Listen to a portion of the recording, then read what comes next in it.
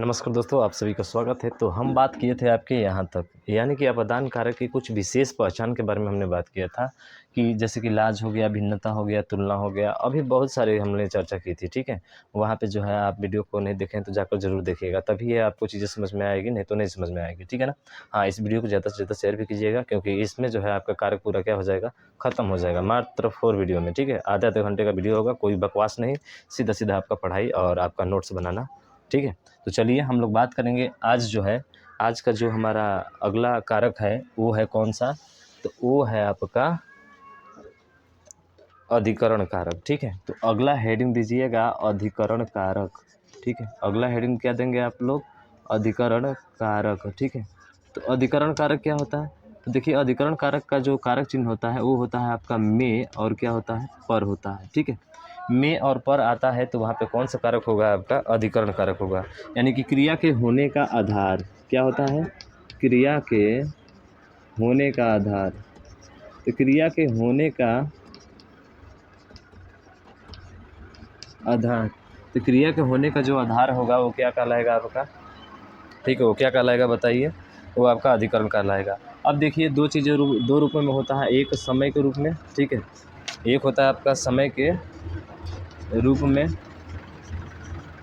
और दूसरा होता है आपका स्थान के रूप में। ठीक है, दूसरा किस रूप में है, स्थान के रूप में। तो ध्यान रखिएगा दो चीज़ें होता है। जैसे बात किया जाए इसमें कि आर्मी भर्ती परीक्षा, आर्मी भर्ती परीक्षा नवंबर में होगी। ठीक है, नवंबर में होगी। तो यहाँ पे में आया, क्या आया, में आया, और ये किसको बता रहा है, समय को बता रहा है। तो में आने की वजह से कौन सा कारक होगा, अधिकरण कारक हो जाएगा। इसमें बात करें टेबल पर,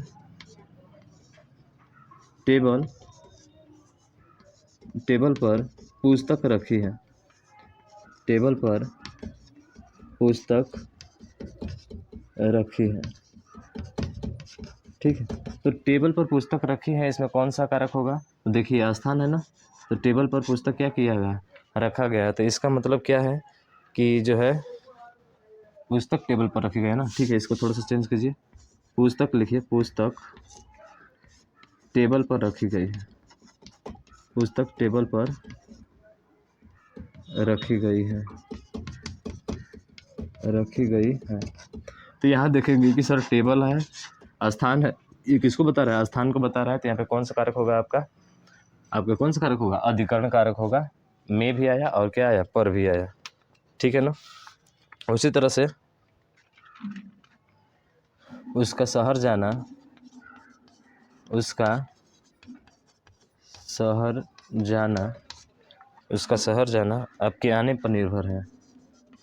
यानी कि समय के बारे में बात हो रही है, आपके आने पर निर्भर है, आपके आने पर निर्भर है। तो इसमें कुछ है नहीं। ठीक है, ये तो सीधा सीधा दिख रहा है, सीधा सीधा क्या दिख रहा है सर, पर दिख रहा है, में दिख रहा है। ठीक है, तो आप सीधा सीधा क्या कर देंगे, यहाँ पे आप कर देंगे अधिकरण कारक। ठीक है, कौन सा कारक हो जाएगा आपका, अधिकरण। जैसे इसमें बात किया जाए, कपड़े अलमारी में रखे थे, अलमारी में, कपड़े अलमारी में रखे थे। ठीक, अब अगला हेडिंग दीजिए, ये भी ख़त्म। ठीक है, ये बहुत आसान है, सबसे आसान यही है। ठीक है, संबंध, ये संबंध बोल रहे हैं, अधिकरण कारक। अब लिखिए अगला संबंध, संबंध जानते हैं, संज्ञा या सर्वनाम के साथ जो होता है संबंध कारक। तो देखिए संबंध कारक दीजिएगा अगला हेडिंग, संबंध कारक चिन्ह इसका क्या होता है, तो ध्यान रखिएगा, मूल संबंध कारक, मूल संबंध कारक, मूल संबंध कारक का है, क्या है, का है। तो मूल संबंध कारक कौन सा है, वो आपका का है। और ये क्या बताता है, तो यह संज्ञा, यह संज्ञा अथवा सर्वनाम की संज्ञा अथवा सर्वनाम के लिंग, देखिए यहाँ से क्वेश्चन बनता है, लिंग, वचन, सर्वनाम के लिंग, वचन, कारक और पुरुष, कारक और पुरुष, कारक और पुरुष के अनुसार अपने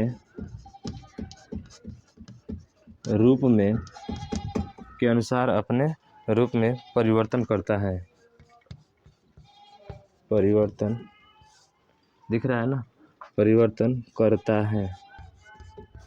तो ध्यान रखिएगा, ये परिभाषा से क्वेश्चन आपका सीधा बनता है कि कौन सा ऐसा कारक है जो लिंग, वचन, कारक और पुरुष के अनुसार अपने रूप में क्या करता है, परिवर्तन करता है। डायरेक्ट क्वेश्चन पूछा जाता है आपका, ठीक है। तो वो है कौन सा कारक, संबंध कारक। और संबंध कारक का मूल संबंध कारक क्या होता है, का होता है आपका, ठीक है।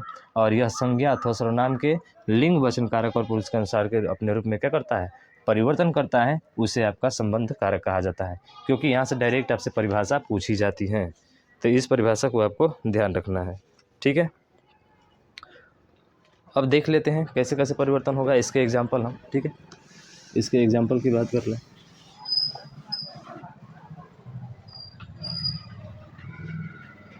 यहाँ पे देखिएगा, उत्तम पुरुष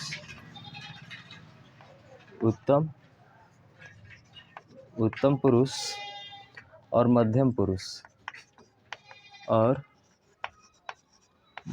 पुरुष, ठीक है, दिख रहा है ना, उत्तम पुरुष और मध्यम पुरुष सर्वनाम के साथ,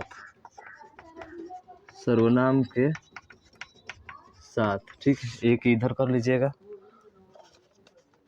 पहले इसी को एक एक करके लिख लीजिए, ठीक है, एक एक करके लिख लेते हैं। तो उत्तम पुरुष में देखा जाए तो इसमें क्या आता है, रा, रे और क्या आता है, री, ठीक है ना। जैसे आम के आम, गुठलियों के दाम, बात किया जाए, आम के आम, गुठलियों के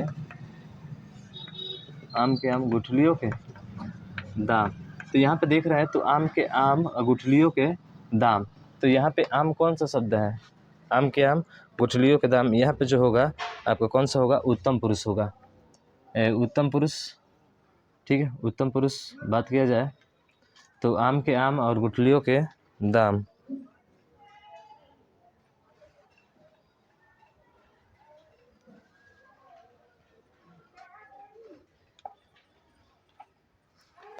और ध्यान रखिएगा उसके बाद से अगला है निजवाचक सर्वनाम सर्वनाम। तो निजवाचक सर्वनाम में जो होता है के साथ होता है, वो होता है, ध्यान रखिएगा, ना, ने और नी, ठीक है। यानी निजवाचक के साथ होगा तो ना, ने, नी होगा। उत्तम पुरुष और मध्यम पुरुष सर्वनाम के साथ होगा तो क्या होगा, रा, रे, री होगा। और तीसरा, ठीक है, तीसरा ये है कि शेष सब सर्वनामों के साथ, ध्यान रखिएगा, शेष सब सर्वनामों के साथ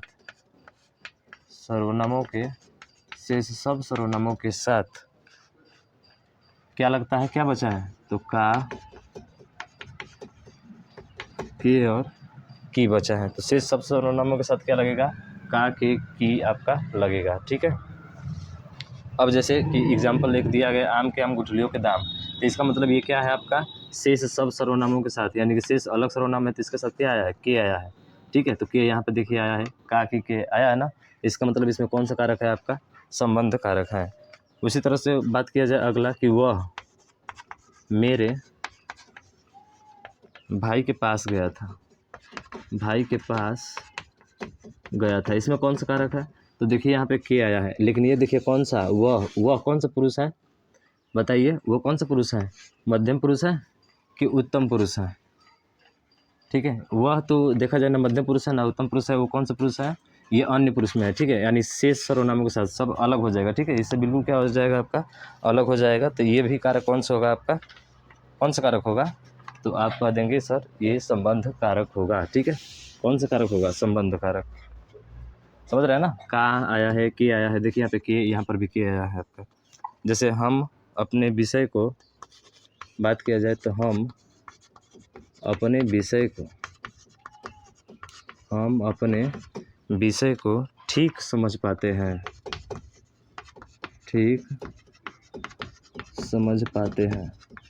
तो हम अपने विषय को ठीक समझ पाते हैं, तो हम कौन सा सर्वनाम है? देखिए 3 होते हैं, आपको बता दें सर्वनाम अगर आपने नहीं पढ़ा है तो। एक होता है उत्तम पुरुष, दूसरा होता है मध्यम और तीसरा होता है अन्य। ठीक है, तो उत्तम पुरुष में क्या होता है कि आपका मैं और हम होता है।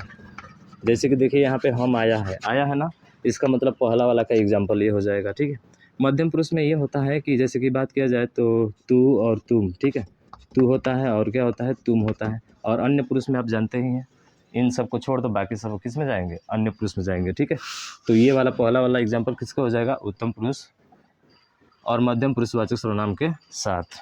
ठीक, उसी तरह से अगला एग्जाम्पल लिख लीजिए कि उसका भाई होशियार है, उसका भाई होशियार है। ठीक है, अगला,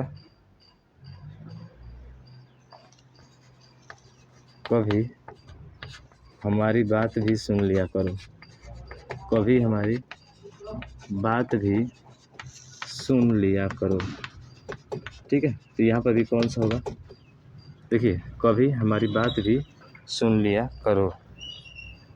ठीक है, अगला है कि रमेश के पिता कर्मचारी हैं, रमेश के पिता कर्मचारी हैं। ठीक है, रमेश के पिता क्या है, कर्मचारी हैं। ठीक है, अगला है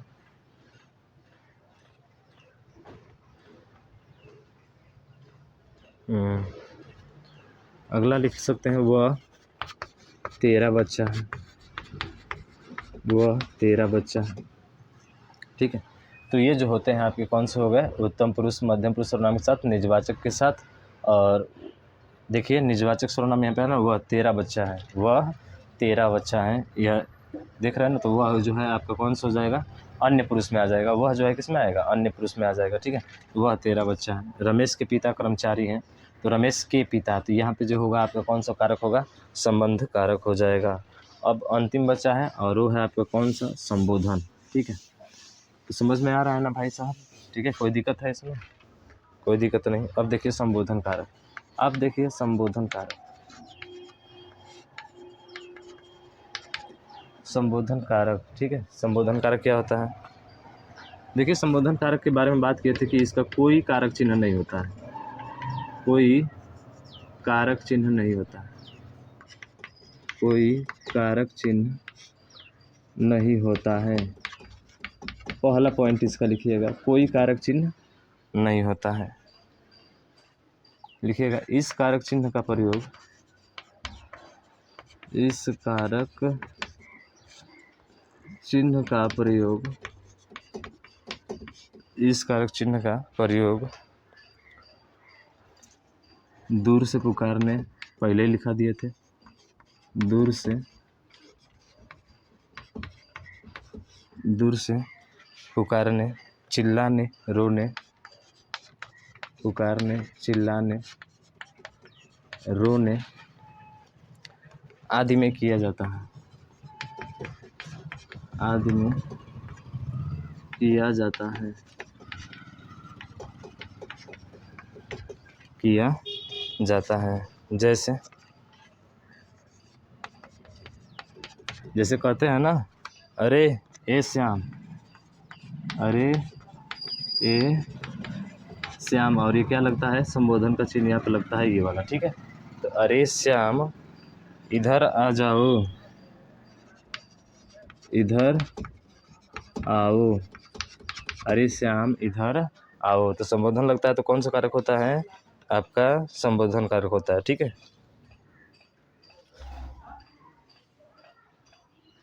सुनो सुनो, हम भी आपके साथ चलेंगे, हम भी आपके साथ चलेंगे। तो सिंपल सा है, इसको सब कोई पहचान जाएगा केवल इस चिन्ह को देखकर। ठीक है, आसानी से आप पहचान जाएंगे, कोई इसमें दिक्कत नहीं होगा। तो ये कारक होता है आपका क्या, कंप्लीट। ठीक है, तो कारक जो है पूरा कंप्लीट हो गया और अच्छे तरीके से कंप्लीट हुआ। अभी तक आपने नहीं देखा है वीडियो अगर स्किप वाले, तो जाइए और उसको देखिए, तब चीज़ें आपको अच्छे से समझ में आएगी। ठीक है, तो हमने संबोधन कारक और उसके बाद से इसमें बात किए थे एक और कारक संबंध। ठीक है, संबंध में होता है का, की, के, रारी, रे, नानी, ने। ठीक है, तो ये शब्द जो है हम कंप्लीट कर चुके हैं इसमें। मुझे आशा समझ में आया होगा, तो इस वीडियो को ज़्यादा से ज़्यादा शेयर कीजिएगा और अभी तक चैनल को सब्सक्राइब नहीं किया है भाई, तो सब्सक्राइब जरूर कर लीजिएगा। ठीक है, तो मिलते हैं नेक्स्ट वीडियो में नेक्स्ट टॉपिक के साथ। तब तक के लिए जय हिंद, जय भारत।